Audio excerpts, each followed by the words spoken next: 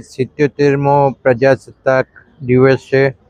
આજે સૌ નડિયાદ શહેરના વાસીઓને હું ખૂબ ખૂબ અભિનંદન આપું છું। સાથે સાથે નડિયાદને મહાનગરપાલિકા બને 1 વર્ષ પૂર્ણ થયું છે અને 1 વર્ષ પૂર્ણ થતાની સાથે જ લગભગ સરકારમાંથી 300 કરોડ જેટલા કામો આપણને મળ્યા છે। એમાં 80 થી 90 કરોડ રૂપિયાના કામો લોકાર્પણ થઈ ગયા છે, બાકીના પ્રગતિમાં છે। આવનારા દિવસોની અંદર નડિયાદ શહેરનું ઇન્ફ્રાસ્ટ્રક્ચર ખૂબ સારી રીતે આગળ વધે એના માટેના પણ પ્લાનિંગ થઈ ગયા છે। ગુજરાતના માનનીય મુખ્યમંત્રી શ્રી ભૂપેન્દ્રભાઈ પટેલ સાહેબે શહેરી વિકાસ વર્ષ માટે 30,000 કરોડ રૂપિયાનું આ વખતે બજેટમાં પ્રોવિઝન કર્યું હતું। એના ભાગરૂપે અન્ય ઘણા બધા કામો આપણને મળી શક્યા છે, તો એમનો પણ હું ખૂબ ખૂબ આભાર માનું।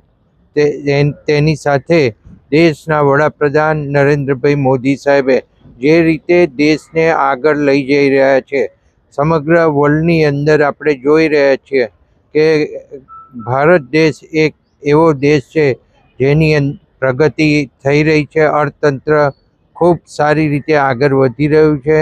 આપણો નંબર 1 થી 3માં આવી રહ્યો છે। દેશના વિકાસની અંદર નરેન્દ્રભાઈની આગેવાનીમાં ખૂબ આગળ વધે એવી શુભકામનાઓ સાથે આવનારા વર્ષની અંદર આપણે આગળ વધીએ એવી અપેક્ષા સાથે નડિયાદના સૌ નગરજનોને હું અભિનંદન આપું। 77માં પ્રજાસત્તાક દિવસ નિમિત્તે સર્વે નડિયાદના શહેરીજનોને ખૂબ ખૂબ શુભકામનાઓ પાઠવું છું।